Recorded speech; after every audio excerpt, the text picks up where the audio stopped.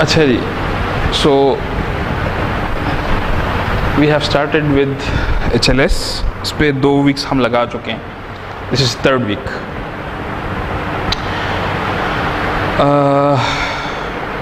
जो इस वीक का टॉपिक है वो मोस्ट प्रॉब्ली लास्ट है इस सीरीज़ के लिए, ठीक है। और ये है ports and block level protocols. जब आपकी सी से हाई लेवल सिंथेसिस हो रही होती है तो जो आपके फंक्शन के आर्गुमेंट्स हैं वहाँ पे कौन से प्रोटोकॉल्स लगते हैं, और अगर एक फंक्शन दूसरे फंक्शन के साथ कम्युनिकेट कर रहा है तो ये ब्लॉक्स हैं। What are the block level protocols, ठीक है। तो this is about this, so this is the outline, block level protocols, port level protocols and summary। अच्छा जी, so the key attributes of a C code, यानी ये slide हम पहले भी देख चुके हैं कि किसी भी फंक्शन में क्या क्या चीज़ें हैं जिसको आपने कंसिडर करना है when you are doing HLS। तो अगर आपको याद हो तो we discuss in details loops, कि लूप्स के साथ क्या होता है। लूप को आप अनरोल कर सकते हैं, लूप को आप रोल कर सकते हैं, लूप को आप पाइपलाइन कर सकते हैं, ठीक है। ये मुख्तलिफ ऑप्टिमाइजेशंस थी। फिर हमने लूप्स के बारे में देखा कि नेस्टेड लूप के साथ क्या कर सकते हैं, ठीक है।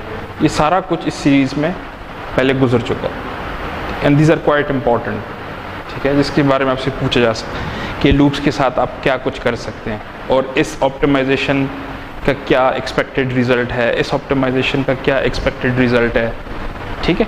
सो इट्स इनफ कि अगर आप ये स्लाइड्स इस पॉइंट ऑफ व्यू से स्टडी करें so you will be able to answer दो क्वेश्चंस। दूसरी बात यह है कि अब आते हैं इस पे, तो कोड के इंटरनल पे हमने काफ़ी डिस्कशन की थी। एक सीरीज़ था इस लेक्चर में डेटा टाइप्स पे, तो उसमें था आर्बिट्री प्रिसिजन डेटा टाइप्स, ठीक है। That was also interesting from the point of view कि हार्डवेयर में you can not waste a single bit. A single bit means कि आप हार्डवेयर को डबल कर रहे हैं। So that's why you have arbitrary precision. अंदर की कहानियाँ थी, ठीक है। Now we are focusing here, जो फंक्शन आर्गुमेंट्स हैं इसके साथ क्या, ठीक है। So input and output, the arguments of a top level function must be transformed to hardware interfaces and I/O protocols। अब इसके साथ क्या होने वाला है, ये हम लूप्स क्या होगा, डुअल पोर्ट मेमोरी हमने डिस्कस की थी, ठीक है। टाइप्स, आर्बिट्री प्रिसिजन टाइप्स, ठीक है। Now let's come to this I/O interfaces। Okay जी, so here you have a code, adder का कोड है, int n1 n2 n3, int sum is equal to n1 plus n2 plus n3, return sum. So what is the output, the output is the sum of 3 inputs. अगर आप इसको synthesise करते हैं, ठीक है, और आप टूल को बताते हैं कि I need a combinational design, so synthesize with 100 nanosecond delay.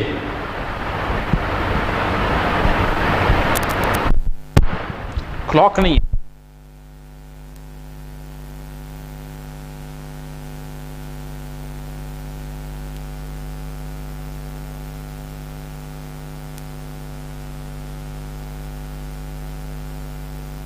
have a clock, ठीक है। This is delay,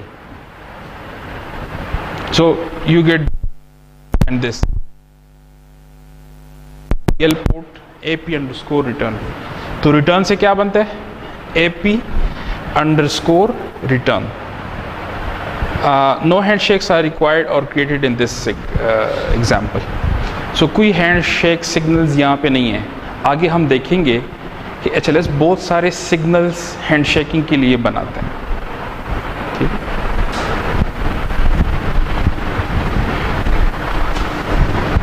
अब अगर आप इसको सीक्वेंशियल मैपिंग करते हैं इसकी,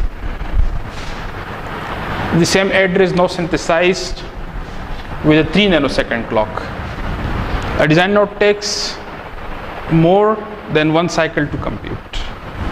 अगर आप इसको sequential बनाते हैं, ठीक है, so you have these extra signals. AP return तो है, AP start, AP done, AP idle.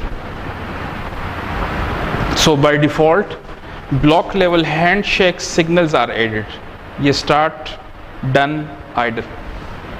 These are the block level signals जो कि किसी भी next block को के साथ इंटरफेस हो जाती हैं और इसकी स्टेटस बता रहे होते हैं। जब आपने कैलकुलेशन को स्टार्ट करना होता है, you have to trigger AP start. जब कोई कंप्यूटेशन कंप्लीट हो जाए, यू से AP डन, ये उसको असर्ट कर देता है। और अगर ये आइडल हो तो you can check the status of, you can read the status of AP underscore idle. तो these signals are automatically added, ठीक है।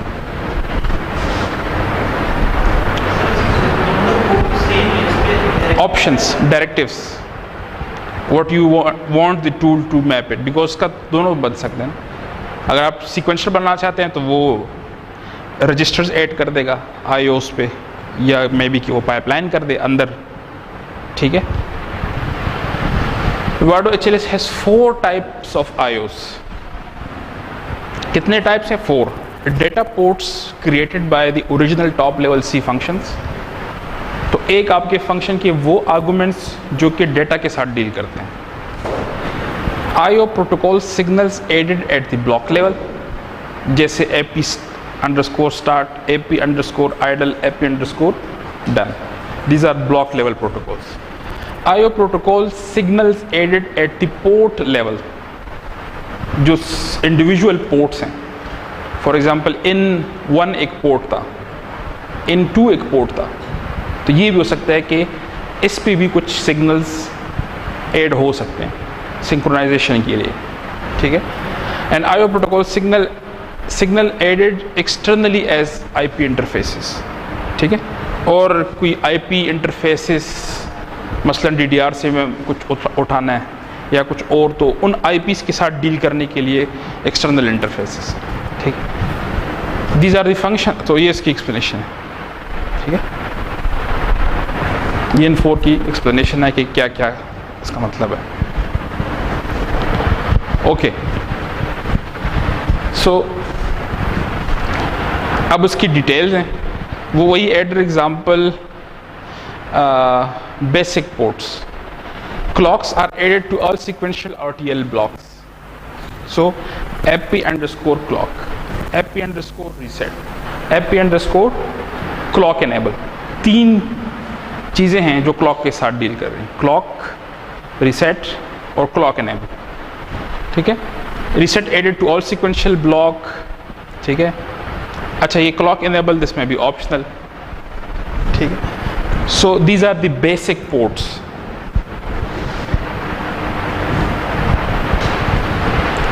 अब वो फंक्शन आर्गुमेंट्स कैसे मैप होते हैं, N1, N2 और सम अगर आपने ऐसे डिफाइन किया है। अब this code is change from the previous, उसमें यहाँ पे सिर्फ N3 था और रिजल्ट को आप रिटर्न कर रहे थे। अब यहाँ पे एक पॉइंटर की through N1 plus N2 plus sum return हो रहा है और एक टेम्प की थ्रू कुछ रिटर्न हो रहा है, ठीक है। सो सम के साथ क्या हुआ है, सम को देखें, पोर्ट्स में सम के साथ क्या हुआ है।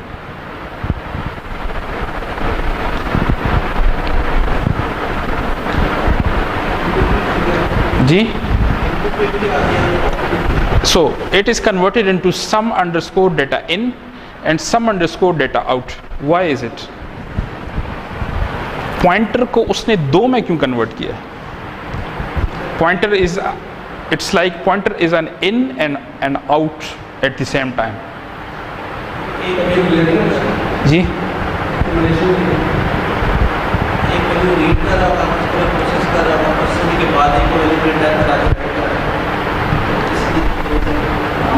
सो because point these are inputs, तो ये सिंगल डायरेक्शन में है, आ जाते हैं बस। लेकिन pointers can be two directional, उसी लोकेशन पे आप राइट भी तो कर सकते हैं। And what this is what is happening कि आप पॉइंटर को रीड कर रहे हैं और राइट भी कर रहे हैं। So that's why it's an in and out. ठीक है, so you have to remember कि pointers because they are rewritable and readable, they are converted into two ports, at the input and at the output. जी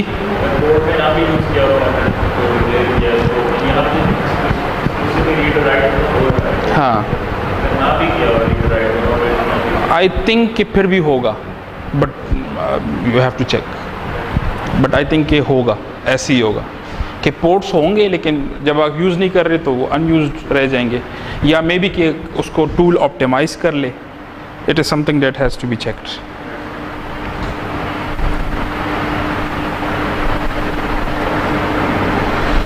अच्छा, अब क्या है,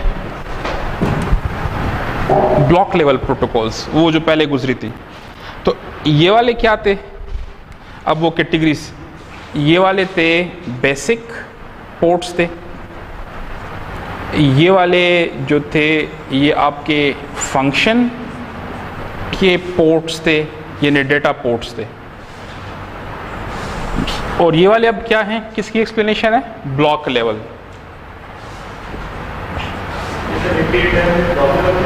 जी नहीं, this belongs to the function, ये इसकी ट्रांसलेशन है। So block level controls the RTL block. ठीक, अब और इस तरह सिग्नल्स ऐड करते जा रहे हैं। अब यहाँ पे और क्या है, अब पोर्ट लेवल प्रोटोकॉल्स हैं कि पोर्ट लेवल प्रोटोकॉल का क्या मतलब है। अब यहाँ पे देखें, port level IO protocols, an IO protocol added at the port level sequences the data to and from data port. For example, in के साथ हो गया n_ap_valid, ठीक है, ये बता रहे हैं कब ये वैलिड है। इस तरह n_ap_clock एक्नॉलेज, ठीक है, कि उसने रिसीव कर लिया इसको।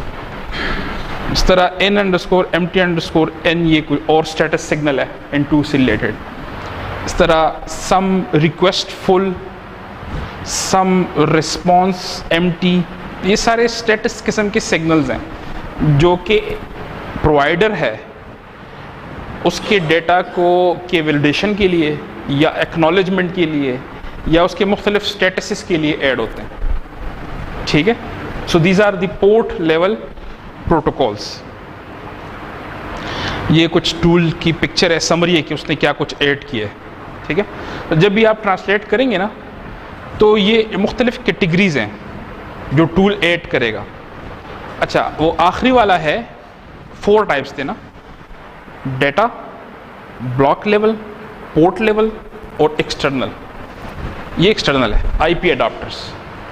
एक्सटर्नल का मतलब ये है कि ये आपका फंक्शन था, ये इंटरफेसेस हो गए, ये इंटरफेसेस हो गए।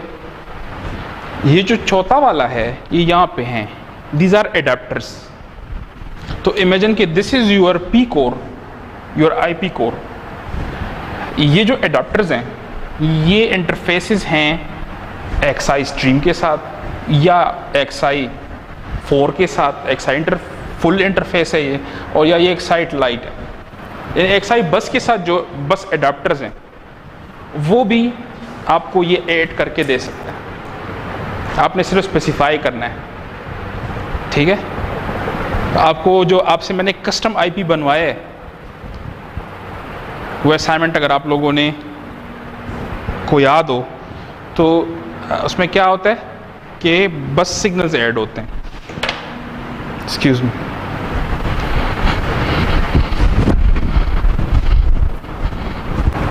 वो डिज़ाइन को हमने कई असाइनमेंट्स में भी चेक कर लिए और वो टाइम कंज्यूमिंग भी है, तो ये ज़्यादातर टू द पॉइंट और वो चीज़ चेक हो रही है कि आपने वाकई में स्लाइड्स और लेक्चर्स को देखा कि नहीं। अच्छा जी, so the fourth one is adapters, जो कि मेनली बस के इंटरफेसेस हैं। अब इनकी डिटेल्स हैं, फर्दर डिटेल्स हैं। फॉर एग्ज़ाम्पल ये है कि AP_start जो सिग्नल था उसका बिहेवियर क्या है। सो मैं एक कोड एक्सप्लेन करता हूँ, ठीक है, एंड बाकियों को नहीं करूँगा। So these are just timing graphs. अब जैसे देखें ये क्या हो रहा है, ये क्लॉक जा रही है, इधर AP_reset हो गए, ठीक है।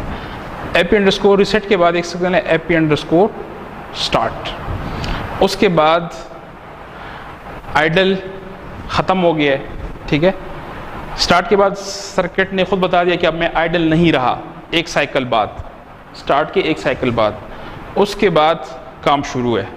तो इसके बाद डेटा इनपुट रिसीव होना शुरू हो गए हैं और साथ में कैलकुलेशन हो रही है, ठीक है।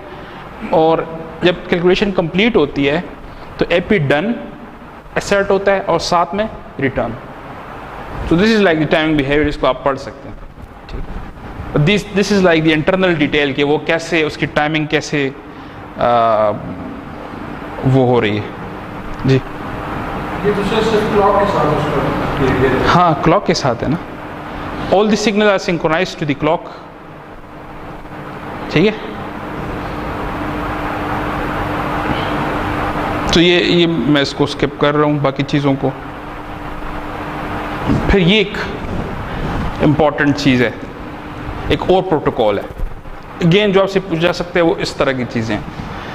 इसमें क्या हो रहा है कि ब्लॉक्स हैं, pipeline block, pipeline block, pipeline block. अब एक प्रोटोकॉल है दैट सपोर्ट्स पाइपलाइन चेन्स, वो प्रोटोकॉल है AP_control_chain। अब ये प्रोटोकॉल क्या करता है, it is similar to AP_control_HS with additional signal AP_continue, allows blocks to be easily changed in a pipeline manner, provides back pressure systems। So ये क्या करता है, if not ready stall previous block, ये उसको बताता है कि अगर ये रेडी नहीं है तो प्रीवियस को स्टॉल करो। तो ये एक्स्ट्रा सिग्नल्स हैं AP_continue, ठीक है। तो ये स्टॉल की कैपेबिलिटी है। तो अगर आपका डिज़ाइन ऐसे है, पाइपलाइन है और उसमें मुख्तलिफ ब्लॉक्स हैं, so it's always useful to use this protocol. सारी वो जो कम्युनिकेशन है स्टॉलिंग वाली, कंटिन्यू वाली, ये खुद ऐड करेगा, ठीक है। सो बहुत सारी एप्लीकेशन के लिए, जो स्ट्रीमिंग एप्लीकेशंस हैं उनके लिए काफ़ी इम्पोर्टेंट है,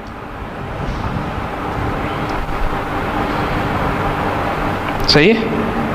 सो ब्लॉक लेवल प्रोटोकॉल में हमने क्या कवर किया, सिंपल ये इसके टाइमिंग डायग्राम्स थोड़े से देखे, सही है। और दिस वन प्रोटोकॉल कि why this is very important. फिर है पोर्ट लेवल प्रोटोकॉल्स। अब पोर्ट लेवल प्रोटोकॉल्स क्या हैं कि जो इंडिविजुअल पोर्ट्स को डील कर रही हैं, ठीक है।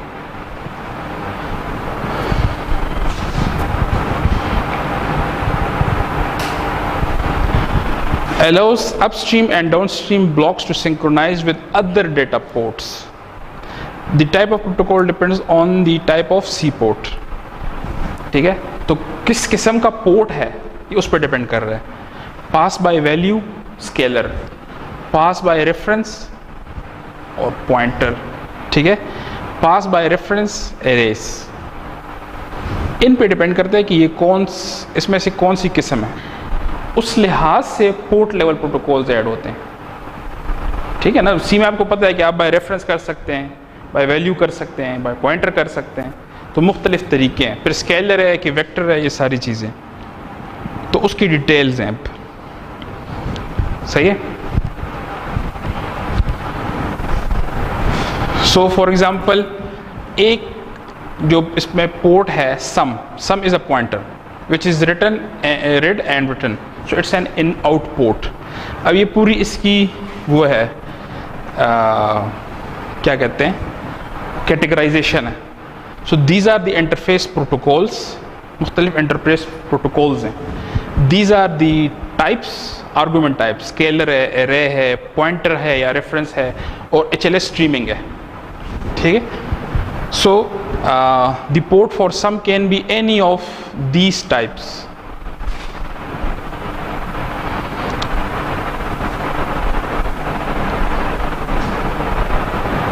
ठीक है. Because this is a pointer, this is a pointer data port. So इस पे लगेगा AP_OVLD प्रोटोकॉल. ये की है I इनपुट के लिए, IO इनपुट के लिए, O आउटपुट के लिए, D डिफ़ॉल्ट इंटरफेस.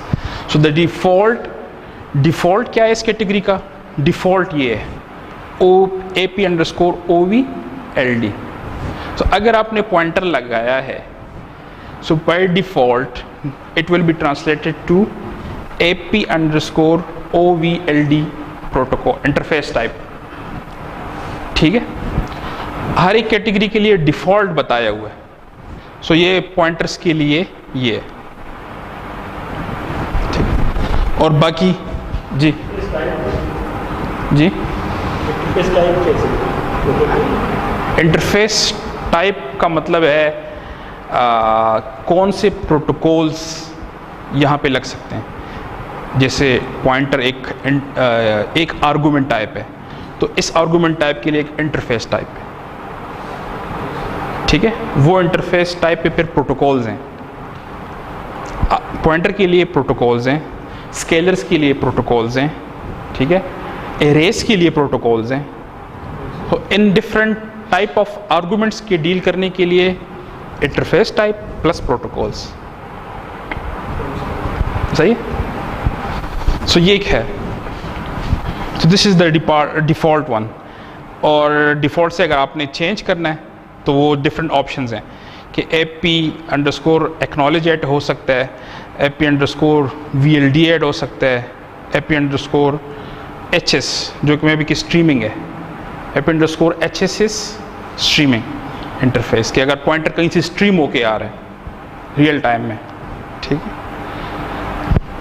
सो ये इसकी कैटेगरीज हैं. फॉर एग्जाम्पल अभी जो हम देख रहे थे ये है wire handshake protocols. Wire handshake protocols pointers के लिए यूज होते हैं. ठीक है. ज़्यादातर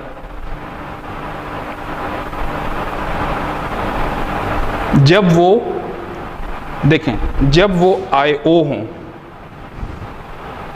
जब पॉइंटर इनपुट भी हो आउटपुट भी हो, तो ये है इस कैटेगरी में. जब अगर पॉइंटर सिर्फ इनपुट हो तो AP_non protocol, no IO protocol. बात समझ में आ रही है? फिर ये सिंपल पोर्ट हो गया ना. अगर पॉइंटर सिर्फ इनपुट है, यानी इनपुट आउटपुट नहीं है, तो it can be map to no IO protocol category, जिसमें है AP_non एंड AP_stable. ये दो डिफरेंट IO प्रोटोकॉल्स हैं. AP_ means no protocol, simple port है. ठीक है. और अगर ये IO है, so by default the type is AP_OVLD. ठीक है. और अगर ये आउटपुट है, पॉइंटर या रेफरेंस आउटपुट है, सो AP_VLD प्रोटोकॉल. ठीक है.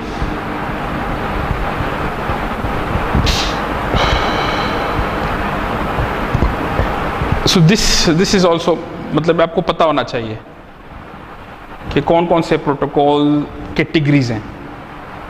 ठीक है. ये जो कैटेगरीज हैं, block level protocols, XI interfaces कब यूज़ होते हैं, नो IO प्रोटोकॉल कब यूज़ होता है, वायर हैंडशेक प्रोटोकॉल कब यूज़ होते हैं, मेमोरी प्रोटोकॉल्स कब यूज़ होते हैं, बस प्रोटोकॉल कब यूज़ होते हैं. अभी एक हमने डिस्कस किया है. ठीक है.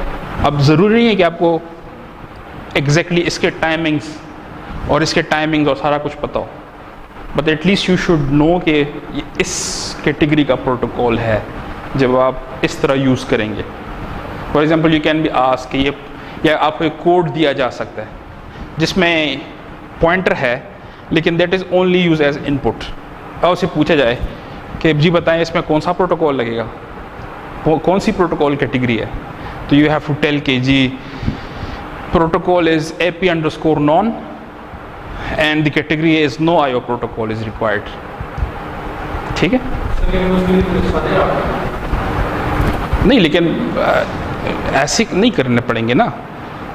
यू नीड टू नो कि पॉइंटर्स के साथ क्या हो रहा है। फ्रॉम यहाँ से आप स्टार्ट करेंगे ना कि पॉइंटर के साथ क्या हो रहा है, तो पॉइंटर के साथ 3 काम हो सकते हैं। अगर वो इनपुट है, सिर्फ इनपुट है, तो you don't need any protocol. तो उसके लिए आपको सिर्फ याद करना पड़ेगा AP_non। What if that is an output protocol? If the pointer is just an output, उसके साथ क्या होगा? ठीक है, तो उसमें है कि it is again wire handshake protocols. Then you need wire handshake protocol because output है, तो अगर वो available है तो आगे को बताना पड़ेगा किसी किस्म की, मतलब ये अवेलेबल है, आप रीड कर सकते हैं। तो you need a category of wire_handshake protocols and AP_valid। तो इस तरह आप इसको रिमेंबर कर सकते हैं। अगर IO है तो इट मीन्स अगेन कि you need IO handshake protocols. ठीक है, सो आई होप कि इस तरह इसको कैटेगराइज करें। You don't need to exactly remember, लेकिन गोल ये है ना कि आपको ये पता हो कि सी कोड में ये चीज़ है तो इसके साथ क्या होगा, टूल इसके साथ क्या करेगा। You should be able to think ahead कि इसके साथ टूल क्या करने जा रहा है। And when you are able to think ahead कि टूल क्या करने जा रहा है, you can better decide on the resources. ठीक है,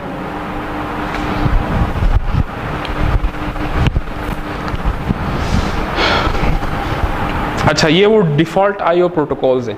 the default IO protocol inputs के लिए AP_non, आउटपुट के लिए AP_VLD, इनपुट आउटपुट के लिए जैसे पॉइंटर है उसके लिए AP_OVLD। ठीक है, और इसकी फर्दर डिटेल ये है कि इसमें input gates AP_non, output gets AP_valid। ठीक है, arrays get AP_memory। all are shown as default on previous slide। ठीक है,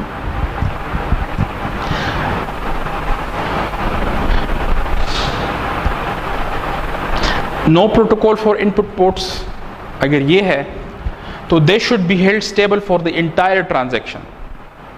देखिए ना, इसका ये फायदा है, अगर आपके पास एक इनपुट है और वो स्टेबल है, कांस्टेंट है over the entire transaction, you don't need an IO protocol. लेकिन अगर वो स्टेबल नहीं है, then you need some communication between जो उसको अप्लाई कर रहा है उस इनपुट को and between the consumer, the producer and the consumer. You need some kind of protocol. ठीक है, so there is no way to know when the input is read. तो जब कांस्टेंट है तो बिकॉज द assumption is कि this is stable over the whole transaction, there is no status information। Output writes have an accompanying output valid signal which can be used to validate them। So इनमें validation का एक signal है, AP_valid में validation का एक signal है कि अब आउटपुट अवेलेबल है, you can read, output is valid. Arrays will default to RAM interfaces। 2-port RAM is the default RAM।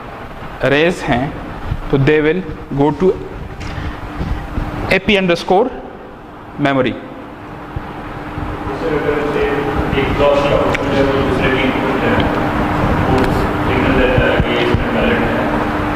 एक है, हाँ,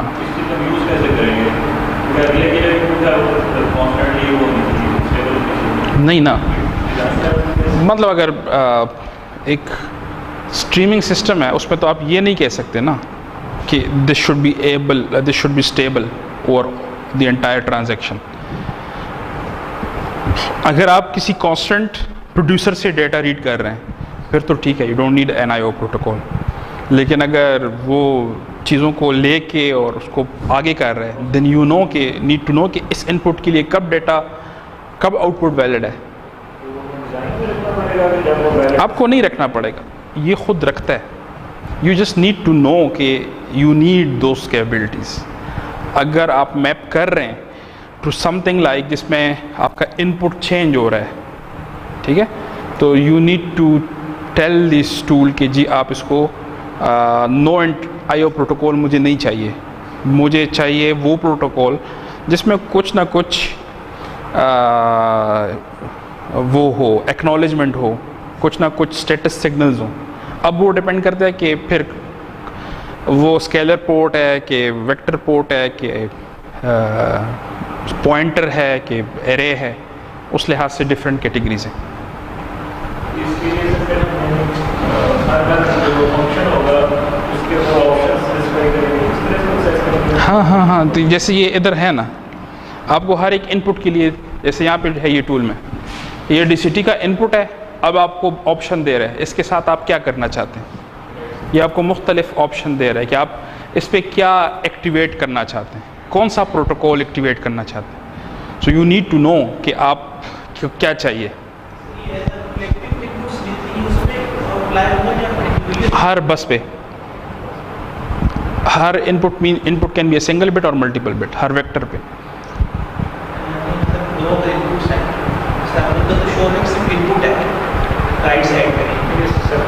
नहीं, सेपरेट कंट्रोल है ना हर क्योंकि एक input can be a pointer, दूसरा कैन बी अ स्केलर, तीसरा can be a memory. So you can control every one separately. Function के पोर्ट्स का लिस्ट आएगा कि हाँ कि दीज आर द आर्गुमेंट्स। अब हर एक के साथ आप क्या करना चाहते हैं, कौन सा पोर्ट लेवल प्रोटोकॉल, कौन सा block level protocol. So that's why you need to know the behaviour of port level and block level protocols. ठीक है, ब्लॉक लेवल में तो सिंपल था, AP_start, AP_done, AP_idle, बस।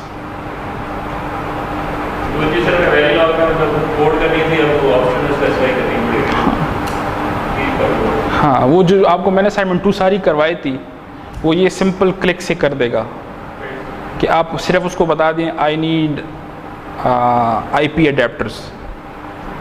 वो IP अडेप्टर्स आपको खुद ही IP कोर बना देगा। सही है। कौन सी?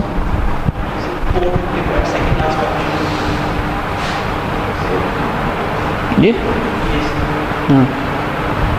क्या?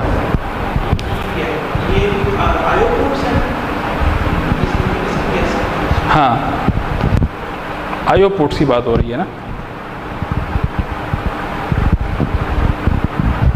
जो रजिस्टर्स आप डालना चाहते हैं, दिस इज़ ऑप्शनल।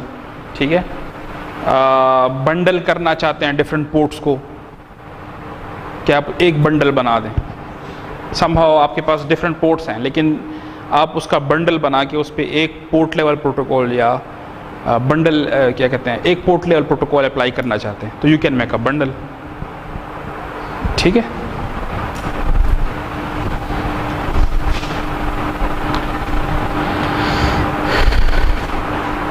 सो ये उसकी डिटेल्स हैं कुछ नो IO प्रोटोकॉल वाली की।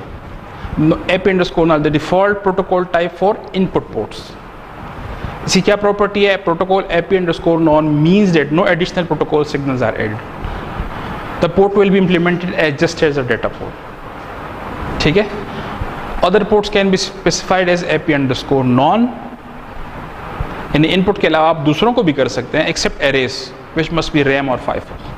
तो AP_null आप दूसरे पोर्ट्स पे भी लगा सकते हैं, but you need to know कि आप क्या कर रहे हैं। ठीक है, अगर आपका काम इससे हो रहा है तो you can apply AP_null, which means कि data is constant over the whole transaction. ठीक है। AP अंडरस्कोर स्टेबल से क्या होता है, an AP underscore none with fan out benefit. अगर आपका जो इनपुट है इसमें फैन आउट ज़्यादा है तो it's good to tell the HLS की यूज़ AP अंडरस्कोर स्टेबल।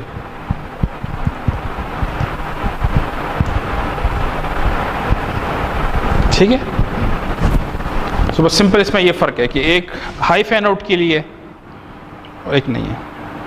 अब wire handshake protocols, wire handshake protocols, the wire protocols add a valid and और acknowledge port to each data port. जब आप ये करते हैं तो ये एक्नॉलेज और वैलिड ऐड करेगा।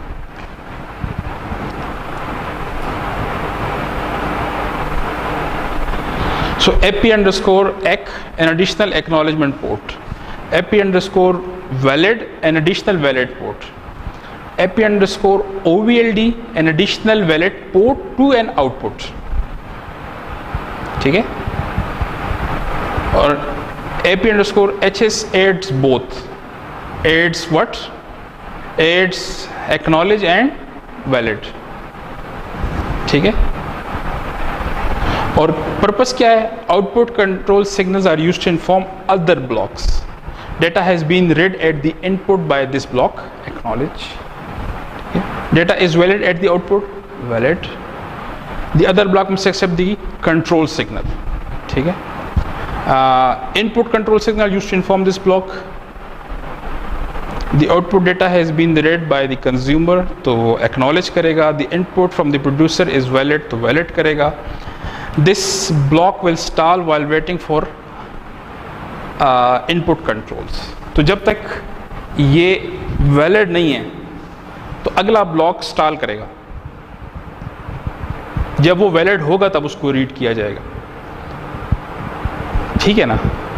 तो ये कैपेबिलिटी यानी हार्डवेयर लेवल पे ऐड हो जाती है कि जब डेटा वैलिड हो तब वो उसको प्रोसेस करेगा, अदरवाइज वो स्टॉल रहेगा, वेट स्टेट में रहेगा।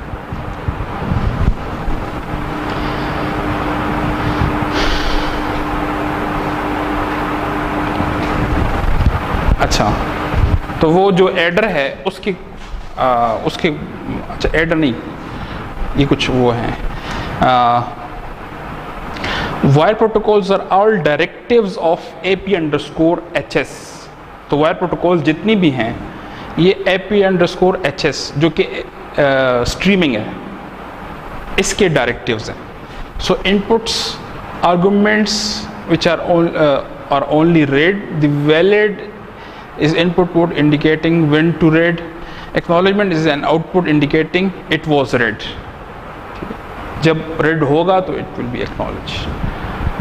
so for example ये है कि ये n, ये वैलिड बताएगा कि कब रीड करना है, ये बताएगा कि हाँ रीड हो चुका है। सही है।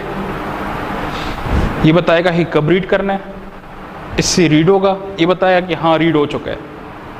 इसका मतलब then you the producer can change this until ये एक्नॉलेज हो जाए, वो प्रोड्यूसर चेंज करने की इजाज़त उसको नहीं है। ठीक है। So that's is the whole communication. Output पे क्या होता है, arguments which are only written to, valid is an output indicating data is ready. ठीक है कि ये डेटा रेडी है, काइंडली आप रीड कर लो। ठीक है। और एक्नॉलेजमेंट उसको आएगी कि जी it was read, so you are allowed to change this. सही है। और इन आउट्स के साथ ये और है फिर कि in arguments which are read from and written to. अब उसने क्या किया, these are split into separate in outputs, each half has a hand signal as per input output. अब in out underscore 1 underscore I, in out underscore I underscore valid, तो ये बताता है कि कब ये वैलिड है, आप रीड करें। ये बताता है कि जी हाँ मैं रीड कर चुका हूँ। ये बताता है कि जी हाँ ये वैलिड हो चुका है, आप रीड करें। ये बताता है कि जी हाँ रीड कर चुके। सही है, क्लियर है कि नहीं? इसमें कोई क्वेश्चन है? जी सही है।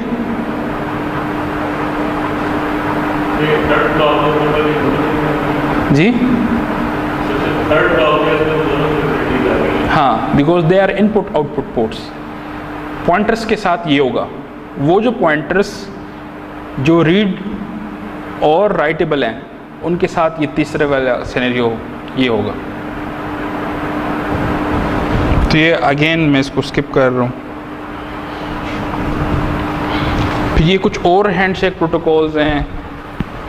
There are other protocols are directors of HS in this behaviour, happy underscore valid, वो वैलिड, ये सी कुछ डिटेल्स हैं। ठीक है, इन्हीं प्रोटोकॉल्स की कुछ एक्सप्लेनेशन है।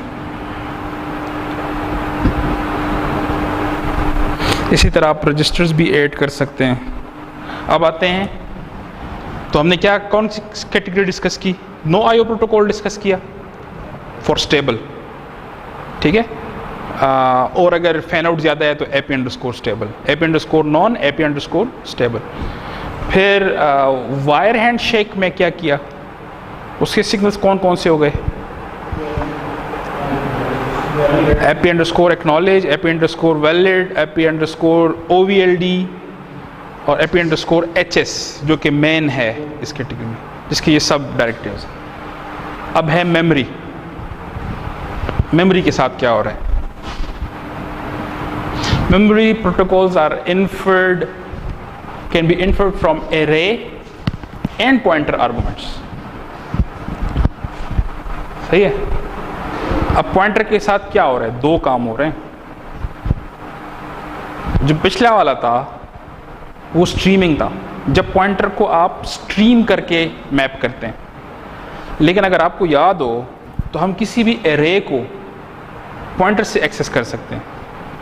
अब लेट्स से कि जो एरे में डेटा है वो स्ट्रीमिंग नहीं है, वो मेमोरी में स्टोर्ड है, तो you don't need streaming interface. पिछली वाली डिस्कशन स्ट्रीमिंग के साथ रिलेटेड थी, रियल टाइम एप्लीकेशन के लिए। अब वी आर नॉट कंस्ट्रेंट। ठीक है, अब क्या हो सकता है? array arguments can be synthesized to RAM or FIFO. Again, FIFOs are for streaming. ठीक है, when FIFOs are specified on array ports, the port must be read only or write only. अगर FIFOs आपने कर दिए तो FIFOs can be read only or write only. They cannot be read writes at the same time. Pointers can be synthesized to FIFO.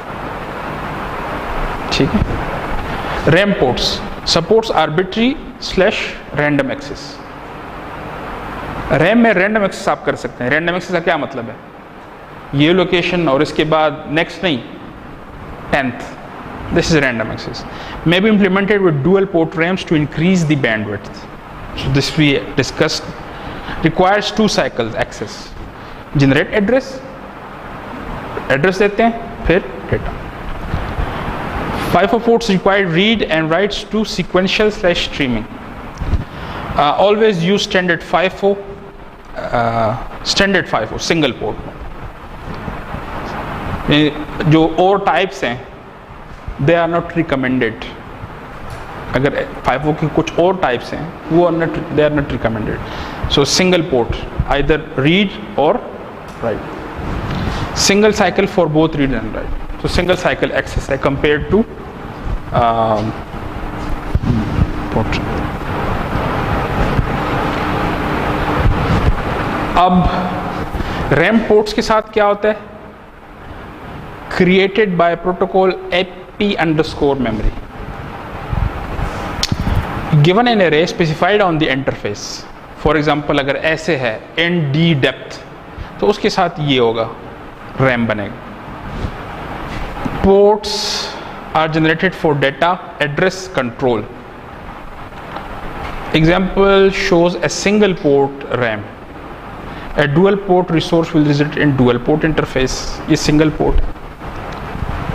ठीक है। Specify off chip RAM as a resource, यानी RAM को फिर आप of chip भी कर सकते हैं, FPGA पे करना चाहते हैं, ब्लॉक रैम या लुट रैम या ऑफ चिप। तो इसके लिए आपको इंक्लूड करना पड़ता है RAM.H, ठीक है। और 5 के लिए created by protocol AP_54 can be used on arrays। जब आप arrays को एक्सेस करें as pointers तो you can use 5, ठीक है। अगर random एक्सेस कर रहे हैं तो you need to use AP_, pointers and reference।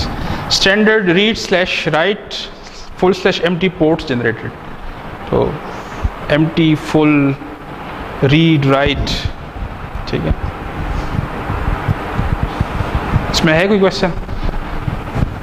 तो जो मेमोरी के जो एड्रेसेस रिक्वायर्ड हैं they are generated, input output addresses जो भी चीज़ें हैं वो जनरेट हो जाते हैं। Again, these are the timing details। सही है।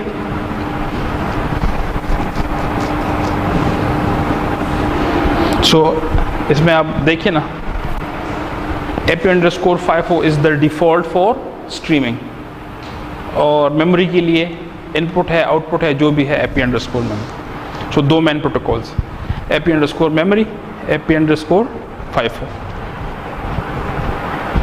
मुश्किल है क्या, आसान है याद करना? नहीं, लेकिन डिपेंड कर रहा है ना कि आप इसको किस पॉइंट ऑफ व्यू से देखते हैं। अब there is a very clear distinction कि एरेस के साथ पोर्ट्स पे क्या हो रहा है, 2 ऑप्शंस, 5 और रैम, ठीक है। पॉइंटर्स के साथ क्या हो रहा है, in most of the cases you need streaming and that is AP_50, और तो उसकी फर्दर फिर वायर हैंडशेक प्रोटोकॉल्स हैं अगर रीड और राइट भी करनी है। सिर्फ रीड करने हैं पॉइंटर्स को तो 5 से काम चल जाएगा, रीड और राइट करने हैं तो you need other protocols, wire handshake protocols. तो there is like a clear connection कि ये कोड है, अब इसके साथ क्या हो रहा है। You don't need to remember the stable, लेकिन there is a clear connection जो कि आपके जहन में बन जाना चाहिए। बस प्रोटोकॉल क्या चीज़ है? दीज आर दी वो जो 4th टाइप था external. Vivado supports a bus I/O protocol. It is that of a generic bus, not an industry standard. ये वाला जो है AP_bus, ये देखिए ना, ऊपर XI इंटरफेसेस का भी है। वो जो XI4 इंटरफेसेस हैं that is an industry standard जो कि पूरा जिंक और सारा कुछ यूज़ कर रहा है। ये जो नीचे वाला बस प्रोटोकॉल है, ठीक है, दिस इज जेनेरिक। ये XI4 नहीं है, this is generic. Can be use to communicate with the bus bridge. तो अगर एक बस ब्रिज है, एक XI4 बस है और उसके साथ कोई और बस कम्युनिकेट करना चाहता है, यू नीड अ बस ब्रिज, वहाँ पे ये आप यूज़ कर सकते हैं। अच्छा, the bus I/O protocol supports ma'am copy. तो अगर सी में आपने कभी मेम कॉपी फंक्शन यूज़ किया है तो यू कैन, अगर वो आपके कोड में वो फंक्शन है तो then you can use this bus I/O protocol. Bus I/O protocol supports complex pointer arithmetic at I/O. What is complex pointer arithmetic?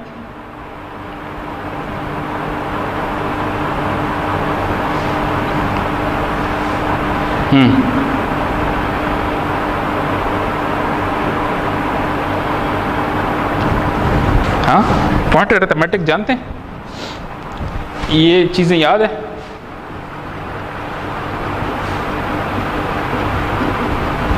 इस तरह की चीज़ें कि नहीं?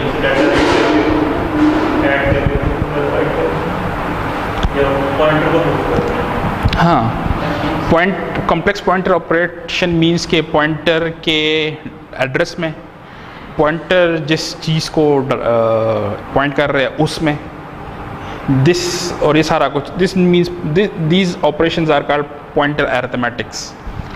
अब ये पॉइंटर अरिथमेटिक्स का प्रॉब्लम ये है कि ज़रूरी नहीं है कि उसका जो नेक्स्ट एक्सेस हो वो सीक्वेंशियल हो। अगर आप सिंपली उसको मूव कर रहे हैं सीक्वेंशियली, दैट इज सीक्वेंशियल, लेकिन pointer arithmetics is more powerful, उसमें आप नॉन सीक्वेंशियल एक्सेस भी कर सकते हैं। उसके साथ फिर क्या होगा, ठीक है, तो AP_bus प्रोटोकॉल उसके लिए यूज़ हो सकता है, because for that AP_FIFO is not enough. हमने कहा ना कि मेनली पॉइंटर्स को आप अगर रीड या राइट करना है, दोनों में से एक काम, यू नीड AP_FIFO। लेकिन अगर कॉम्प्लेक्स पॉइंटर अरिथमेटिक है, ठीक है, then you need AP_bus। So again you can be ask कि जी एक कोड है, फॉर एग्जांपल ये, which protocol is suitable at the IO ports, ठीक है।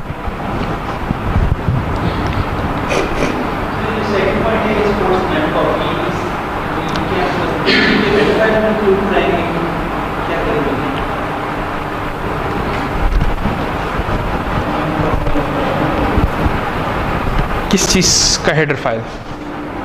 मैम कॉपी का?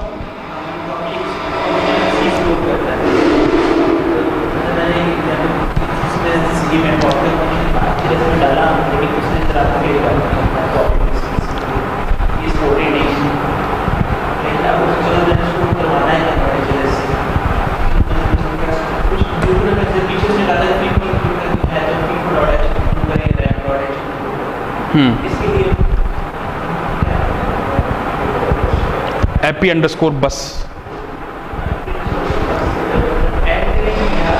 ये डायरेक्टिव ऐड करना पड़ेगा, सही है।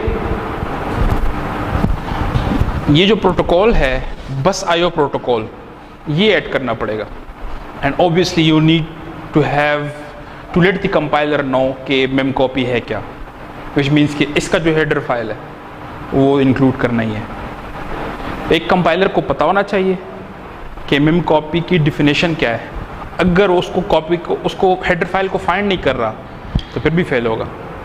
You need to check two things कि हेडर फाइल को फाइंड कर रहा है एंड फिर AP_bus प्रोटोकॉल इज अप्लाइड। सो इसकी मेन प्रॉपर्टी ये है कि this provides a high performance interface for bursting data in a DMA fashion. तो अगर आपको हार्डवेयर में DMA की कैपेबिलिटी चाहिए, सो यूज मेम कॉपी, सही है।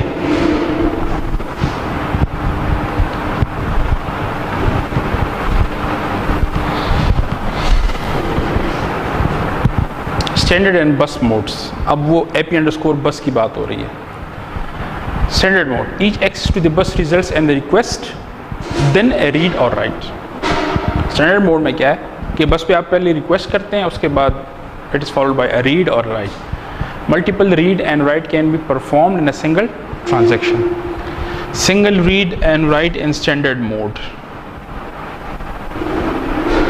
फॉर एग्जांपल ये एक पॉइंटर है, इस पॉइंटर को आप यहाँ पे एक्सेस कर रहे हैं, but how you are accessing it, याद है पॉइंटर को आप एरे की तरह भी एक्सेस कर सकते हैं, एरे को पॉइंटर की तरह भी एक्सेस कर सकते हैं, ऐसी है ना।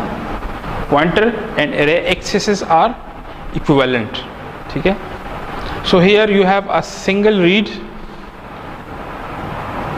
And a single write, single read single write. तो single read and single write standard mode, multiple reads and writes in standard mode. Multiple reads and writes का क्या मतलब है, लूप में, सही है, रीड राइट रीड राइट।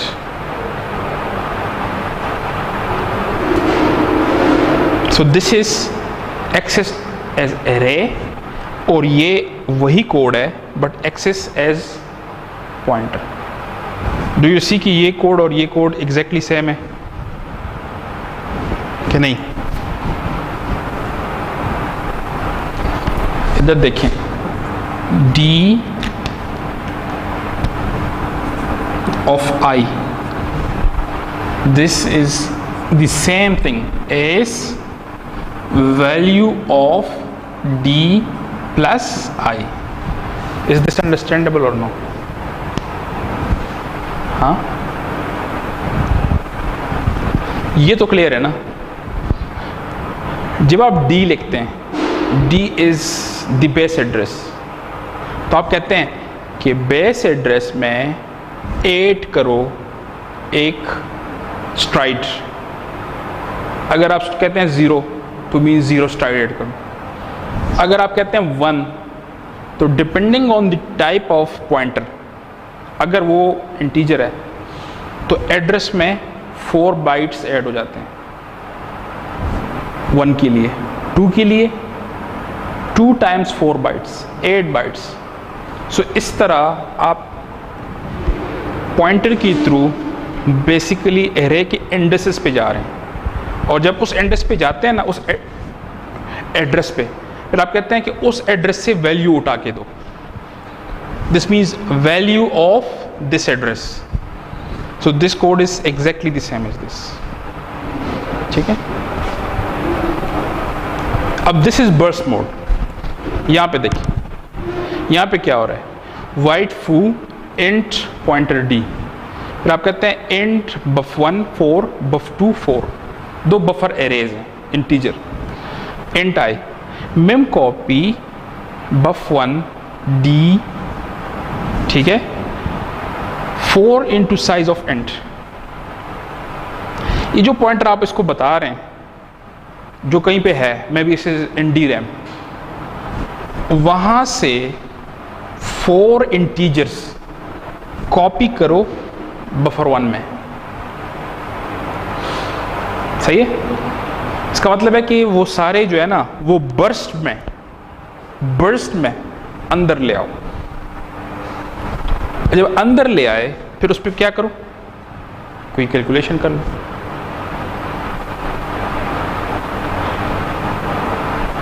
सही है?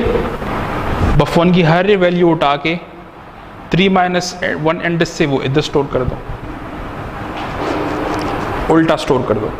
4th को फर्स्ट लोकेशन, 3rd को सेकंड,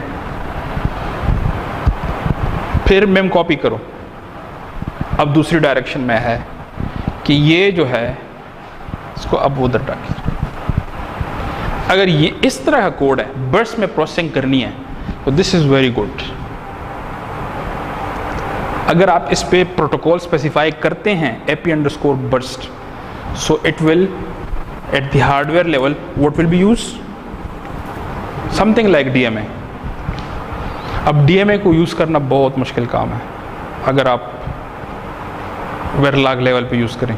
इट्स क्वाइट इन्वॉल्विंग, वो सारे सिग्नल्स को समझना, सब हर एक चीज़ को, but here you can do it very very easily. ठीक है, हार्डवेयर को भी बनाएगा, डीएमए लाइन आपके लिए वो सारी का सारा रूट्स वगैरह से सब खुद बनाएगा। कोई स्पेसिफिक हार्डवेयर जरूरी नहीं है, अवेलेबल है उसको यूज करें। अगर इसके पास Xilinx के कोई IPs हैं तो ऑब्वियसली वो उठाएगा। अगर हार्डवेयर का डीएमए सपोर्ट नहीं, लेकिन ये तो FPGA की बात हो रही है ना, तो DMA तो वो लुट से बना सकते हैं। सही है ना? DMA is a logic circuit.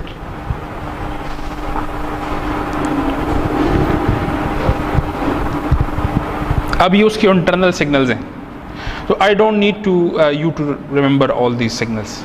कुछ सिग्नल्स मैंने आपको कहा कि वो इंपॉर्टेंट हैं। अब यहाँ पे बहुत सारे बनते हैं, ठीक है, बट इट इज़ अंडरस्टूड कि ये वो सिग्नल्स हैं जो कि मेमोरी के हैं। ज़्यादा से ज़्यादा मेमोरी फुल के होंगे, नॉट फुल के होंगे, एम्प्टी के होंगे, ये सारी चीज़ें। These are again timings. So that was all.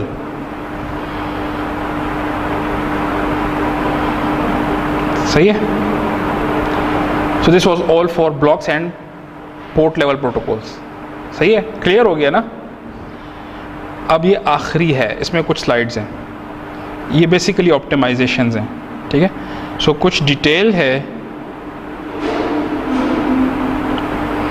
एक मिनट मुझे देखने दें कि इसमें क्या कुछ इम्पोर्टेंट है, और मैं कोशिश करता हूँ कि at least we have 1 hour. I will try कि इसको ख़त्म करके ना we go through all the course in a very quick fashion, just to remind you कि हमने क्या क्या किया है। ये नहीं कि मतलब we are going to make long discussions. इसमें बहुत सारी चीज़ें हम देख चुके हैं। अच्छा, अब कुछ चीज़ें ना वो नहीं सपोर्टेड, जैसे सी में malloc, because that is dynamic memory access, तो dynamic memory access is not supported. Because dynamic memory access का मतलब क्या है कि रन टाइम आप हार्डवेयर क्रिएट कर रहे हैं और डिस्ट्रॉय कर रहे हैं।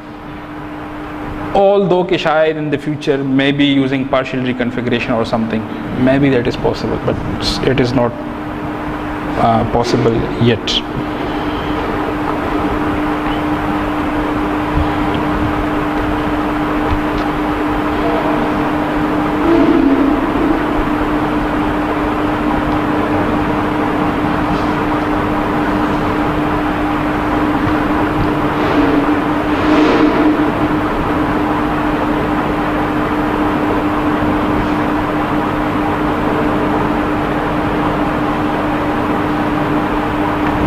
अच्छा, इसको देख लें। ये जो प्रॉब्लम था कॉम्प्लेक्स पॉइंटर अरिथमेटिक, इसका पर्टिकुलर नाम है multi axis pointers, multi axis pointer. अगर आपके आईओस पे ऐसे पॉइंटर हैं जो इंटरनली मल्टी एक्सिस हैं, दैट इज़ अ प्रॉब्लम, ठीक है।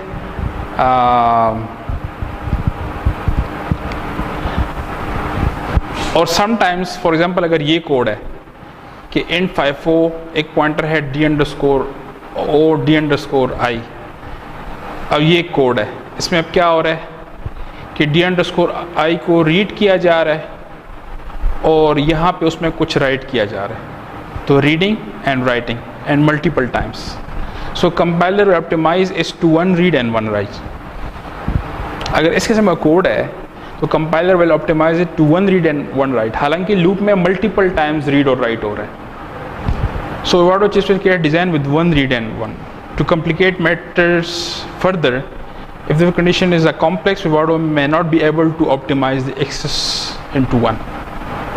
ठीक है, तो आप ये नहीं चाहते, आप चाहते हैं कि आप चाहते हैं कि इसकी मल्टीपल एक्सेस हों। तो अगर ये चाहते हैं so use the keyword volatile, सही है।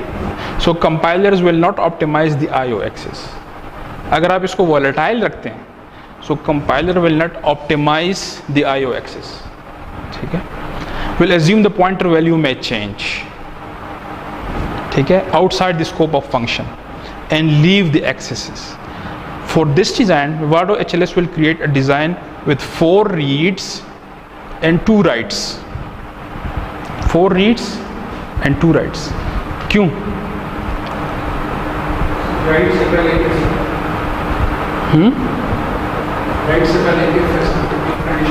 हाँ, राइट से पहले इफ है, तो अगर आप इसको देखें ना, बेसिकली इस काउंट को ना आप रिमाइंडर ले रहे हैं कि जब रिमाइंडर 1 के बराबर है, मींस ऑड पे सिर्फ आप राइट कर रहे हैं, इवन पे नहीं राइट कर रहे। तो पर्टिकुलरली लूप 4 टाइम्स चल रहा है, लेकिन राइट 2 दफ़ा हो रहा है, रीड 4 दफ़ा हो रहा है, and this is what you need. Actual functionality ये है। लेकिन अगर आप ये लिखते हैं without volatile, so it will optimized it into 1 read and 1 write, ठीक है। So if you want to keep it, you have to use the word volatile. तो रिमेंबर कि अगर पॉइंटर्स हैं at the IOs and they are read and written to multiple times, always declare it with the keyword volatile, ठीक है। इसके again कुछ timing behaviour हैं।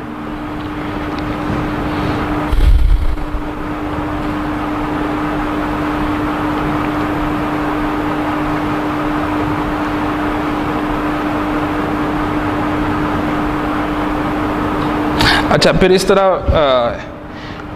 कुछ लाइब्रेरीज़ हैं FFT and FIR IPs and HLS, ठीक है। This is just for your information कि ये एग्जिस्ट करती हैं। इसकी किसी हाँ HLS_FFT में देखो ना, FFT पड़ा हुआ है, कहाँ पड़ा हुआ है, HLS_FFT.h। उसको फिर कैसे यूज़ करना है वो आपको पढ़ना पड़ेगा। But this is an example कि आप HLS के स्कोप में IP_FFT के पैरामीटर्स, पहले आप पैरामीटर्स सेट करते हैं, यानी ऑब्जेक्ट्स है ना, जिस तरह C++ के ऑब्जेक्ट्स होते हैं, वो ऑब्जेक्ट्स के आपको एट्रीब्यूट सेट करने पड़ेंगे, फिर उसके क्लास के एट्रीब्यूट सेट करने पड़ेंगे, फिर उसके ऑब्जेक्ट्स बनाने पड़ेंगे। तो ये मुख्तलिफ पैरामीटर्स हैं जो कि बहुत लंबे चौड़े हैं, और वो लोग जो FFT यूज़ कर रहे हैं, ठीक है, दे मे बेटर अंडरस्टैंड कि क्या क्या चीज़ें हैं, but it is there, so it's not beneficial, it's not recommended to write your own unless कि आप बहुत डीप लेवल पे जाके FFT को ऑप्टिमाइज कर रहे हैं। इस तरह FIR का पड़ा हुआ है, कहाँ पड़ा हुआ है, HLS_FIR.h। इस तरह शिफ्ट रजिस्टर का एक क्लास है।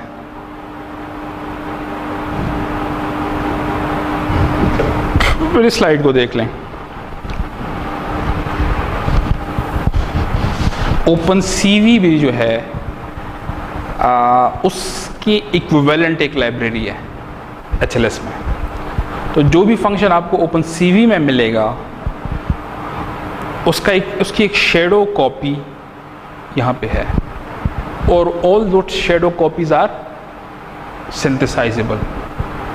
तो for example if you have a pure OpenCV applications, आपके पास OpenCV में इमेज रीड इमेज राइट के फंक्शंस हैं, फिर OpenCV के फंक्शनल चेन्स हैं, मुख्तलिफ फंक्शंस हैं, ठीक है, और फिर आप राइट कर सकते हैं। तो OpenCV आपको बेसिकली क्या दे रहा है, रीडिंग, राइटिंग और प्रोसेसिंग। फिर OpenCV में ये एप्लीकेशन है कि फाइल के बजाय आप लाइव कर सकते हैं। ये दो कैपेबिलिटीज़ हैं OpenCV में। अब यहाँ पे आप क्या कर सकते हैं, यहाँ पे आप ये कर सकते हैं कि OpenCV के थ्रू फाइल से OpenCV के थ्रू रीड करें, फिर यहाँ OpenCV to AXI वीडियो की IP लगा दें। IP है, obviously it's on the bus, ठीक है। ये कहाँ पे रीड होगा, Zynq पे, प्रोसेसर में। OpenCV चल रही है प्रोसेसर पे, वो किसी फाइल से जो कि मैं भी DRAM पे है या कहीं पे भी SDRAM में है, वो रीड करता है एक इमेज को या वीडियो को, जिस चीज़ को स्टोर्ड फॉर्मेट में। फिर OpenCV to AXI video IP है जो इसको AXI वीडियो के फॉर्मेट में कन्वर्ट। फिर there is an AXI video to matrix, तो ये एक और IP है Xilinx की। इसका मतलब है कि यहाँ पे वो इंटरफेस मोस्ट प्रोबेबली स्ट्रीमिंग है, लेकिन यहाँ पे वो मैट्रिक्स में कन्वर्ट करके HLS वीडियो लाइब्रेरी के फंक्शन जो हैं वो मैट्रिक्स बेस्ड हैं, वो सारे अप्लाई होते हैं। Then mat to AXI video, तो ये दो कन्वर्टर्स हैं, ठीक है। तो फिर कन्वर्ट होते हैं, फिर AXI वीडियो टू OpenCV, और फिर आप राइट कर सकते हैं। एक चेन ये है जो कि रियल टाइम नहीं है, रियल टाइम ये है, जिस तरह उधर है OpenCV में non real time, real time, इस तरह non real time, real time. Live video है, ये प्रोसेसर बना रही है जी, जो लाइव वीडियो है ये कैमरे से, सही, कैमरे से प्रोसेसर को डायरेक्ट वीडियो हो रही है। कैमरे से डिपेंड करता है कि आपने कैमरा किस इंटरफेस पे लगाया है। अगर आपने कैमरा लगाया है और वो उस इंटरफेस के साथ आप डायरेक्टली फैब्रिक को दे रहे हैं, FPGA फैब्रिक को, तो it can be directly to FPGA, और इट कैन बी कि आप के पास अगर कैमरा आपने USB पे लगाया है, if there is a USB camera, तो देन इट इज़ पॉसिबल कि USB कैमरा को रीड करने के लिए प्रोसेसर पे एक पूरी लिनक्स है और फिर USB के कर्नल के फंक्शंस हैं, तो डिपेंड है कि ये कहाँ पे है। लेकिन most probably it will B, अगर लाइव है तो it will be on FPGA side. सही है, FPGA साइड पे है किसी ख़ास इंटरफेस पे, और ये जो IP है एक्साइट टू वीडियो मैट, ये डायरेक्टली उसके साथ कनेक्ट है, ठीक है। और फिर ये आपके HLS के फंक्शंस, सही है। तो ऑब्वियसली ऊपर फिर इस पे डिपेंड करता है कि जो Xilinx की XI टू वीडियो मैट है, ये किस किस के कैमरा टाइप्स किस किस की इंटरफेस पे सपोर्ट कर रहे हैं।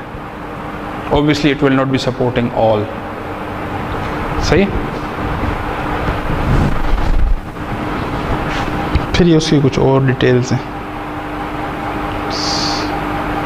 दैट इज़ इट, सही है। अनटिल ये जो लास्ट सीरीज़ है इसमें मैंने 1-2 चीज़ों को सिर्फ बताया है।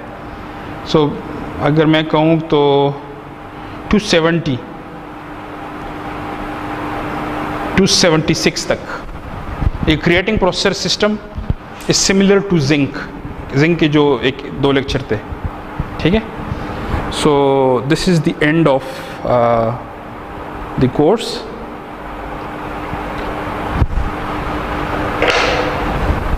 अब let's very quickly revise without this lecture, ठीक है, कि हमने क्या कुछ किया था। सो वी स्टार्टेड विद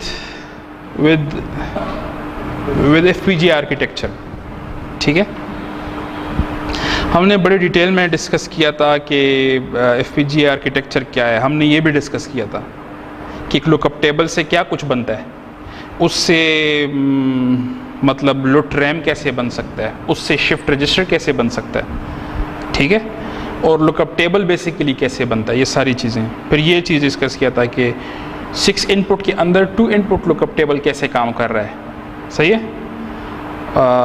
फिर ये कैरी चेंज वगैरह और ये चीज़ें डिस्कस की थी।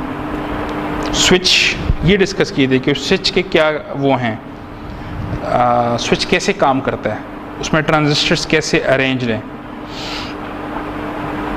और लुकअप टेबल के साथ जो राउटिंग है वो कैसे कनेक्ट है, लुकअप टेबल के साथ राउटिंग कैसे कनेक्ट हो रही होती है।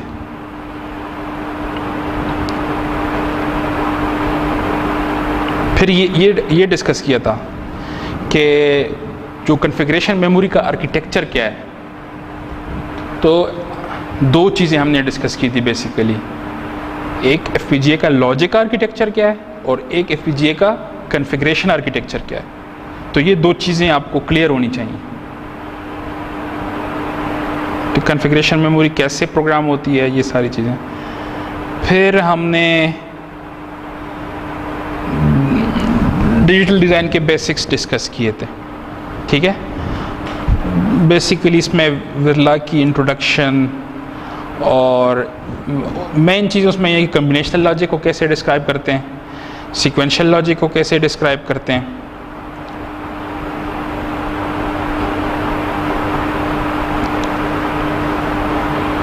फिर ये एक चीज़ पढ़ी थी कि टाइमिंग डिटेल्स क्या हैं, याद है। मेटास्टेबिलिटी क्या चीज़ है, टाइमिंग डिटेल्स क्या चीज़ हैं, मैक्सिमम क्लॉक फ्रीक्वेंसी कैसे निकालते हैं एक RTL मॉडल के लिए।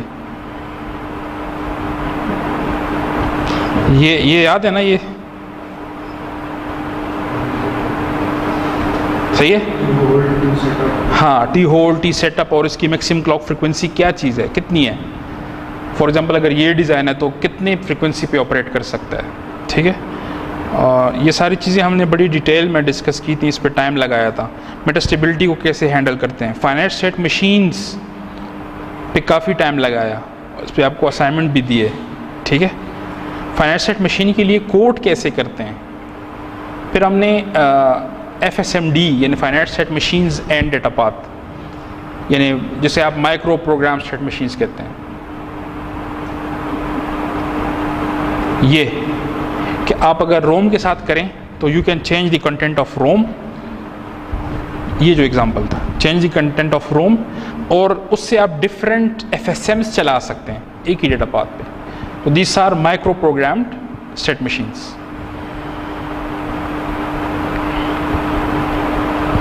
सही है।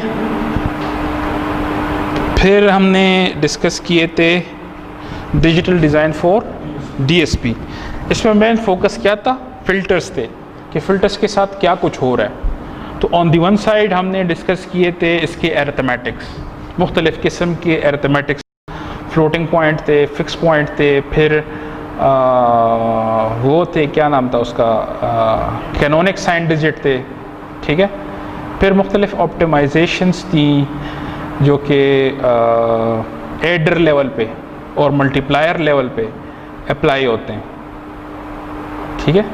सो एडर और मल्टीप्लायर की ऑप्टिमाइजेशंस थी। हाँ, इसको कोड करना भी आपको आना चाहिए कि फ़िल्टर को कैसे कोड करते हैं, ठीक है। और ये वो बिल्डिंग ब्लॉक्स की डिफरेंट कैटेगरीज़ हैं।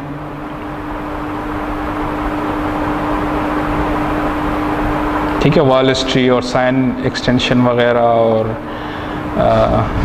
बूथ एल्गोरिथम्स, कांस्टेंट,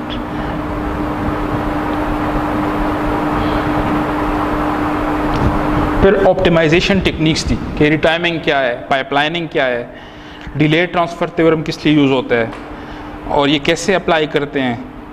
फिर इसमें और क्या था, Shannon decomposition, iteration period bound क्या चीज़ है, क्यों यूज़फुल है, IPB, ठीक है। और फोल्डिंग क्या चीज़ है, अनफोल्डिंग क्या चीज़ है, ठीक है। तो दीज वर द थिंग्स। इसमें आपसे कुछ भी पूछा जा सकता है। रिमेंबर, इसमें इसके 11 पॉइंट्स हैं इस लेक्चर से, ठीक है। So you can be asked about filters के साथ आप क्या कर सकते हैं, किस लेवल पे क्या कर सकते हैं, फ़िल्टर्स को कोड कैसे करते हैं, ठीक है। सो 11 मार्क्स आर कंसंट्रेटेड हेयर। सही है।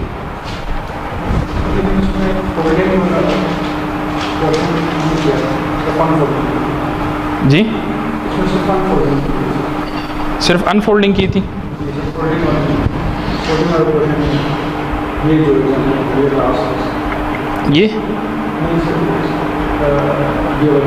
ये वाली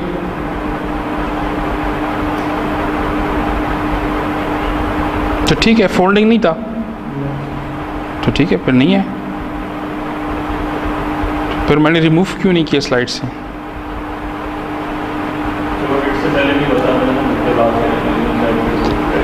इवन ठीक है, इवन अगर अनफोल्डिंग भी है तो यू नीड टू नो कि अनफोल्डिंग वगैरह को कैसे अप्लाई करते हैं। सही है, अनफोल्डिंग तक है ना, तो अनफोल्डिंग तक तो मैं पूछ सकता हूँ, ठीक है।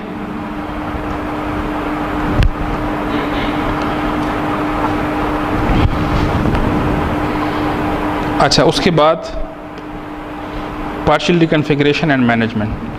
इसमें हमने काफ़ी ज़्यादा details at a very low level discuss किए थे, ठीक है। ज़्यादातर चीज़ें जो इसमें अब पूछी जा सकती हैं वो वेरी शॉर्ट क्वेश्चंस टाइप, वो पिछले वाले लेक्चर से भी हो सकता है, लेकिन यहाँ से भी काफ़ी ज़्यादा क्वेश्चंस बन सकते हैं, ठीक है ना। तो इसमें हमने पार्शियल रिकन्फिगरेशन के पॉइंट ऑफ व्यू से Xilinx के आर्किटेक्चर को और Xilinx के कन्फिगरेशन मेमोरी को बड़े डिटेल में डिस्कस किया था। सही है, तो आई होप कि आपको वो चीज़ें क्लियर हैं।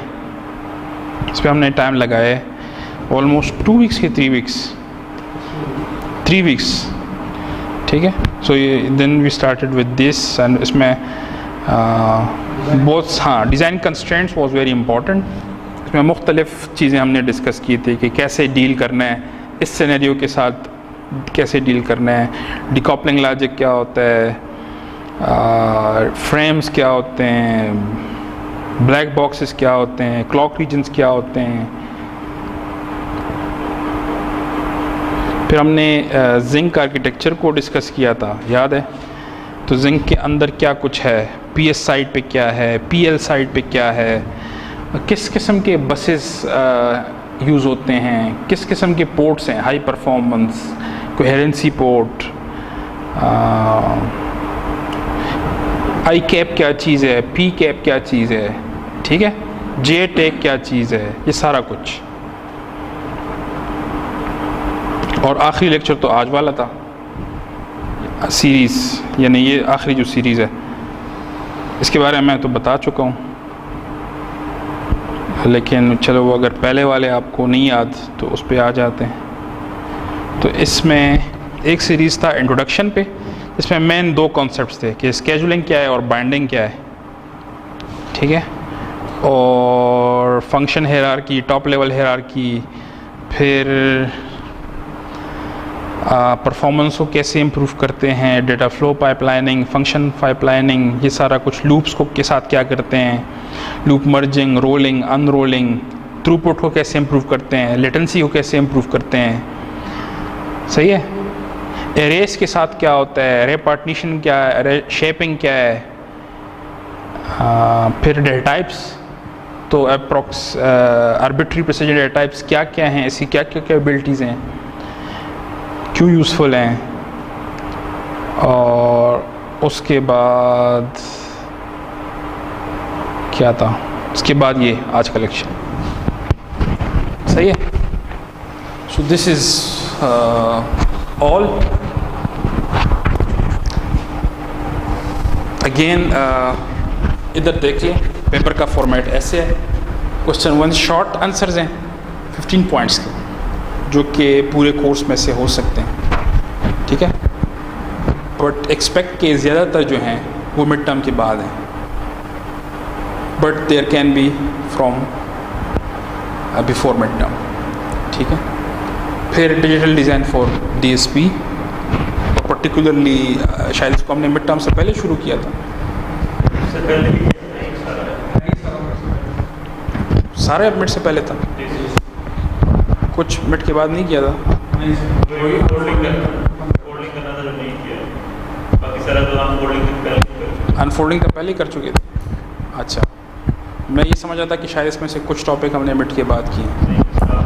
क्वेश्चन में दिया था डिजिटल डिज़ाइन का, अच्छा, के बाद बस ठीक है, चलेंगे आप फिर इस पे फोकस कर लें थोड़ा सा, ठीक है। और फिर ये HLS, क्योंकि जो मिड के बाद वाला पोर्शन था ना, उसमें प्रैक्टिकल साइड पे ज़्यादा चीज़ें थी, और उस पे यानी इस किस्म के क्वेश्चंस सिवाय इसके कि शॉर्ट क्वेश्चंस हों वो नहीं बन रहे थे, तो I put all that in short answers जो कि रैंडम है वहाँ पे, ठीक है। तो इसको थोड़ा सा स्टडी कर लें। कोड कैसे लिखना होगा, और मैं भी अगर आपसे एक पर्टिकुलर ऑप्टिमाइजेशन टेक्निक के बारे में पूछा जाए तो उसके साथ क्या करना है। और ये नीचे वाला तकरीबन ऐसे ही है कि इस स्लाइड्स को आपने गौर से और लेक्चर को गौर से देखना है। इसमें ये हो सकता है कि ये कोड है, इसका हार्डवेयर क्या होगा, ये हार्डवेयर चाहिए, कोड में क्या करें, ठीक है।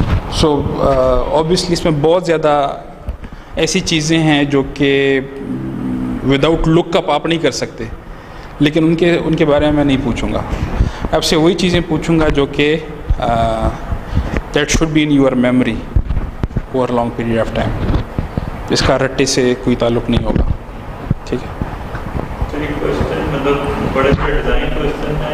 नहीं, ये छोटे छोटे क्वेश्चन, वही तो मैं कह रहा हूँ कि unlike mid term they are short questions, लेकिन वो आपके कॉन्सेप्ट को टेस्ट करने के लिए हैं। आपने कोई मे बी कि बहुत लंबा चौड़ा आंसर किसी भी क्वेश्चन का नहीं है, जिस तरह उसमें था ना कि बड़े मिड टर्म में तो बड़े क्वेश्चंस थे, दे वर पर्टिकुलरली फोकस्ड ऑन FSMs और ये सारा कुछ दो ही थे ना, अब उस तरह नहीं है। हाँ, कौन सा क्वेश्चन 3 भी आपने HLS से दे दिया होगा, प्रोजेक्ट टाइप असाइनमेंट में HLS से, और HLS पर उस पॉइंट से तो ठीक है, आप क्लास में ऑप्टिमाइजेशन हो सकती है लेकिन एक एक्चुअल कोड करना है और उसके साथ नहीं, उस तरह नहीं होगा ना एक्चुअल कोड। देखें असाइनमेंट में तो उस तरह से डिस्कस हो जाता है। नहीं, पेपर में ऐसे नहीं है कि आप इसका HLS कोड लिखें, ऐसे नहीं है।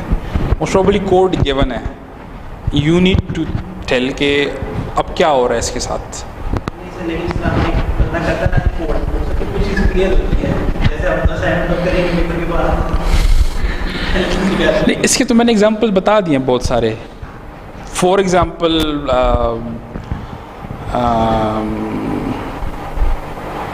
लेट्स से अगर डेटा स्टेबल है, ठीक है, एक इनपुट पोर्ट पे, विच protocol I need at the port level. I think इसको मैं कई दफ़ा इस लेक्चर में रिपीट कर चुका हूँ, दैट इज़ AP_none। अच्छा, अब पॉइंटर्स के साथ क्या कुछ हो सकता है, तो you need to specifically tell. अगर पॉइंटर इनपुट है तो ये होगा, अगर वो आउटपुट है तो ये होगा, अगर वो इनपुट आउटपुट है तो ये होगा। अच्छा, अगर वो कम्प्लेक्स एरिथमेटिक पॉइंटर है फिर उसके साथ क्या होगा। तो दिस ऑल आर थिंग्स जो कि मेरे ख्याल में आपकी मेमोरी में रहनी चाहिए। इसके पर्टिकुलर कमांड अगर आपको नहीं याद तो that is not a big problem, वो आप देख सकते हैं, लेकिन at least you need to have a conceptual understanding कि इसके क्या क्या होगा। लेकिन मुझे ये होता है प्रोटोकॉल का नाम भी याद ना रहे, ये किस तरह का प्रोटोकॉल होता है, इसका स्टाइल, नाम भी इतने सारे याद रखते हैं। नहीं, इतने वही तो मैं कह रहा हूँ ना, वो आप देखें ना, वो नहीं होंगे ना, वो तो मुझे भी याद नहीं है, वो मुझे भी याद नहीं है। नहीं, वो मुझे भी याद नहीं है। मेरे इसका स्टाइल पता हो सकता है कि इसकी रिक्वायरमेंट ये होगी प्रोटोकॉल की, इस तरह से काम करना, लेकिन नाम मुझे नहीं याद है। नहीं, लेकिन लेट्स से अगर आपसे कहूँ कि what is the protocol for memory, तो वो तो याद होना चाहिए, दैट इज़ AP_memory, तो मुझे भी याद हो गया। एक ही है ना, अब वो तो मतलब ये ऐसी चीज़ है। 5 भी है, लेकिन मेरे ख्याल में ये इतना मुश्किल नहीं है। क्या, बस सिंपल ये आप याद रखिए, जो चीज़ आपको बहुत ज़्यादा जिसमें आपको बहुत ज़्यादा रट्टा चाहिए वो नहीं है, कॉन्सेप्चुअल चीज़ें। उससे जो प्रोटोकॉल से पहले क्वेश्चन है उसका HLS का, वो भी है ना, उसमें हमने कवर किया था ना कि लूप्स के साथ क्या होता है, लूप्स के क्या ऑप्टिमाइजेशन पॉसिबल हैं, वो हमने काफ़ी डिटेल में डिस्कस किया।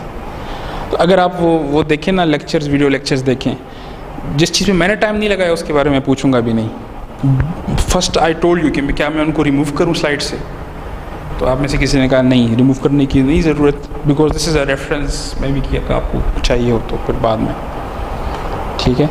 तो जिस चीज़ में मैंने टाइम लगाया वो आप, और वो ज़्यादातर वो चीज़ें हैं जो कॉन्सेप्ट से रिलेटेड हैं, वो चीज़ें जो कि हैंड्स ऑन में आपको चाहिए वो भी इन स्लाइड्स में हैं, लेकिन वो लैब्स के लिए हैं। तो ये मटेरियल ऐसे है ना कि लैब के लिए जो कॉन्सेप्ट चाहिए वो इसमें है, और साथ में वो हैंड्स ऑन मेथड्स भी हैं, तो वो हैंड्स ऑन मेथड्स मैंने नहीं टच किए, ठीक है। तो ये बता दें कि क्वेश्चन है 3 है ना, नहीं मतलब वो 14 या बिल्कुल छोटे क्वेश्चन है, दो मार्क्स के। हाँ एग्जैक्टली यही है। ऐसे इसमें हर एक क्वेश्चन जो है वो 1 मार्क का है, ठीक है, तो 15 क्वेश्चंस हैं। इसमें शायद 3 पार्ट्स हैं कि 2 पार्ट्स हैं, 3 पार्ट्स हैं, 3 पार्ट्स हैं, ठीक है। ये भी मैं लिख लेता हूँ, ये मसला नहीं। इसके 15 पार्ट्स हैं, इसके 3 पार्ट्स हैं, सो लाइक 4-4-3, 4 नंबर के एक, 4 नंबर का दूसरा, 3 नंबर, इसका तो हर एक का ही है। और इसमें शायद 5 है, अब उसका मुझे याद नहीं है, शायद एक 6 का भी है इसमें। छोटे-छोटे क्वेश्चन हैं, सारे छोटे-छोटे क्वेश्चन हैं, वही तो मैं आपसे कह रहा हूँ कि अनलाइक मिड टर्म सारे छोटे-छोटे क्वेश्चन हैं। तो और ये सेकंड में मतलब ये डिज़ाइन का एक प्रॉब्लम है, पूरा सिस्टम है आप ऑप्टिमाइज करें, फिर इस तरह के 3 और बड़े वो आप सोचें ना कि सेकंड में क्या हो सकता है, ठीक है। सर उसमें मिड से पहले भी हमने बहुत ज़्यादा टाइम वेस्ट किया था जो अर्थमेटिक लर्न करने में, और उसमें से कुछ भी नहीं आता। तो वो अभी भी ऐसी ही है कि अर्थमेटिक नहीं है या डिज़ाइन है या